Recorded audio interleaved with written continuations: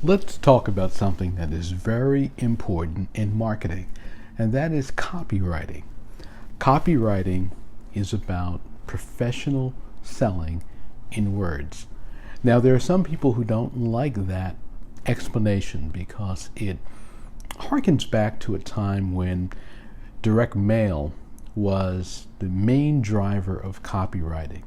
And often what people would do is attach that definition to paper. So they would say it's salesmanship, professional selling on paper. I think that that's an important way of describing this because copywriting goes beyond communication. Copywriting is about persuasion, and it's about convincing someone, stirring them, activating emotions, and a great copywriter knows how to do that. When you read a great piece that comes in the mail, or you read a great brochure, or you read a great website, or even when you watch a great infomercial, what you're looking at and listening to is the work of copywriters. Copywriters are paid to talk about a product in terms that the viewer, the reader, the listener will be motivated to make action, to take action. And it goes beyond just citing the facts and figures, the colors and sizes.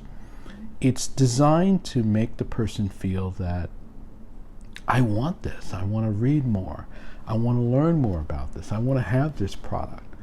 And to make them think, how can I do this? Can I buy it today? Should I buy it Friday? Should I buy it? Do I have a credit card I can use? Do I have enough cash available to do this? Can I budget this? That's what great copywriting does.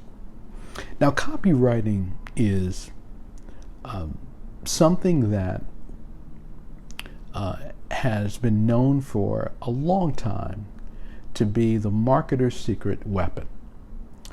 You see, a lot of times an offer or a product might not even do well, but it does well when the right copywriter understands how to describe that and how to write in a fashion that makes people want to buy it. I can remember when I first started in marketing and got involved in selling and all those things, I went down to visit a graphic designer, and he worked with a copywriter, Upper East Side of Manhattan. And the two of them did a great job of putting together these masterful marketing pieces. Well, when I hired the woman who wrote this copy for me for a series of seminars I was giving, I was just floored when it came back because it really made me want to buy my own seminar, participate in my own seminar. And what's interesting about copy is, to the novice, when someone looks at it, they'll say, "Well, how could this work?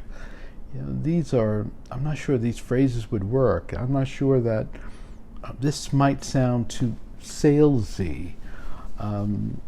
And that's because copywriting has a certain pace, it has a certain rhythm, it is often poetic, and sometimes to the casual observer, it might seem a little salesy. Now, that can be adjusted based on the market you're serving. So if you're serving a market where the demographics and psychographics are different, high education, high sophistication, you might alter the way you approach the copy.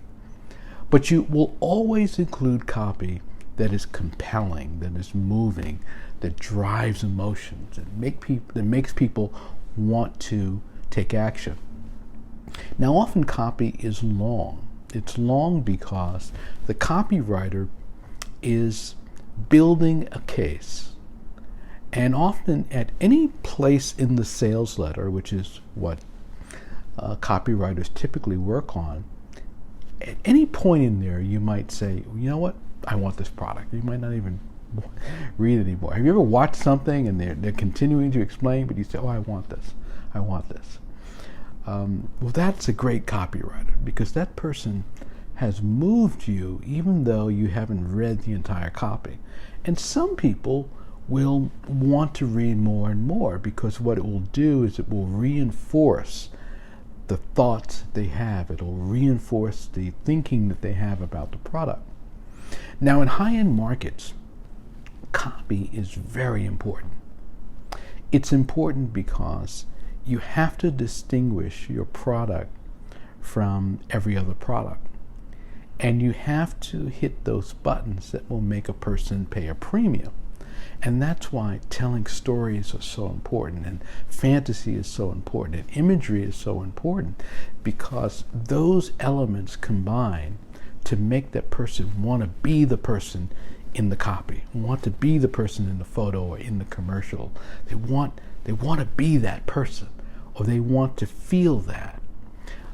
Fragrances are a great example of this. Fragrances, you really, that's all you have, is a story and an image, because the person can't smell it. What they're looking at is a beautiful bottle and a label and an image. So you really, in magazines, they now have the ability, you can smell the fragrance, but prior to that, it was rough territory to try to sell a fragrance with copy. You really had to be a great copywriter. Now, lots of people don't realize that copywriting is so important, and when they approach copy in their own businesses or in their own work, they do it very casually. What they often will do is just use what other people are doing. Now, this is not unlike great copywriters, because great copywriters will often have what they call swipe files, and they will look at what other people do. I do the same thing. When the mail comes in, I'm looking at the mail to see what it's all about, and to see how they presented something, to see how the catalog looks, to see how a piece looks, and I'll say, oh wow, I want to do something like that. And the copywriter will often say, I'm going to do something like this in another market. But many people are not sophisticated in their approach. They're just simply doing what other people do. You'll often hear me talk about the overuse of the word amazing. If you turn on the television, you read something, it's in taglines, it's in descriptions, it's in interviews, it's in everywhere. People, it's like a default word that almost has no meaning anymore. You'll also see another one of my pet peeves. I've got a lot of them, but another one of my pet peeves in marketing is this at a time. So we help, one family at a time. We rescue dogs, one dog at a time. We, this, that, and one time. They essentially just take that phrase and they reuse it. My point here is you want to think about copy in a deliberate, strategic way. And you want to learn some things about how to apply copy in your own business, in your own activities. If you're even sending a greeting card to someone, how do I write this in a way that moves them emotionally, that makes them want to do business with me, or that makes them want to call me, makes them want to respond. So there are a couple of things that I can share with you about copy and what you can do.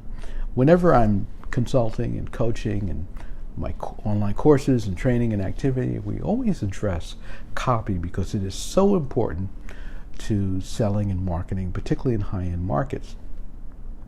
But let's talk a little bit about what you can do in your copy to be more effective. The first thing is you want to think about what the person is already thinking, what's already in their mind. There's a phrase that says you have to enter the conversation that's already in their mind. So let's say you ran a limousine service and you bought some signage and some billboards in the airport. So imagine a person getting off the plane. They've been on the plane for hours. They've had to change planes. They're tired, and they're waiting for the hotel van. And you had a billboard or something there that said, you're tired, it's been a long flight, it's been a long day, you've got a meeting in the morning, and you can't wait to curl up in your luxury hotel and relax and make a call home and then get to bed. Well, you can do that. Why wait for the van? You could be in your hotel in 7 minutes with our luxury limos. Just dial this number and we'll be right there. That's the conversation the person is having in their head, like, oh my God, I'm tired and I gotta wait for this thing. How long is this going to be? And they see this billboard and they say, well, why don't I call these people?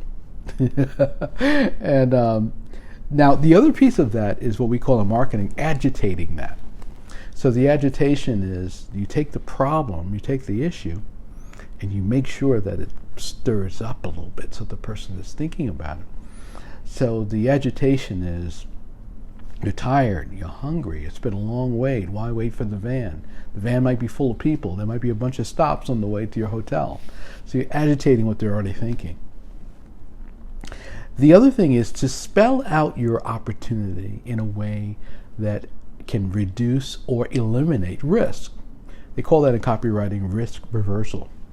And that's about making your offer in such a way that the person takes advantage of it and they have nothing to lose. So you might say, our luxury limo is the same price as a van, or it's no more than a taxi ride. And we also give you a coupon for your return trip, 50% off or something. It's an example of how you can reduce risk. Now, you have to do this, you have to write enough to convince them that they should take this step. And often you can do this with imagery. You can do this with great imagery, a person relaxing in a nice king-size bed at a luxurious hotel.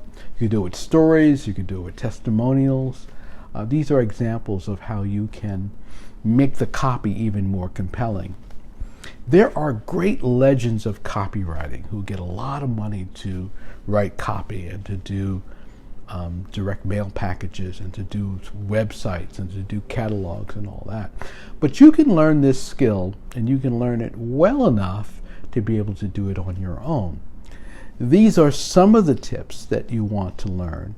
And I would emphasize two things. One is you want to be poetic if you can.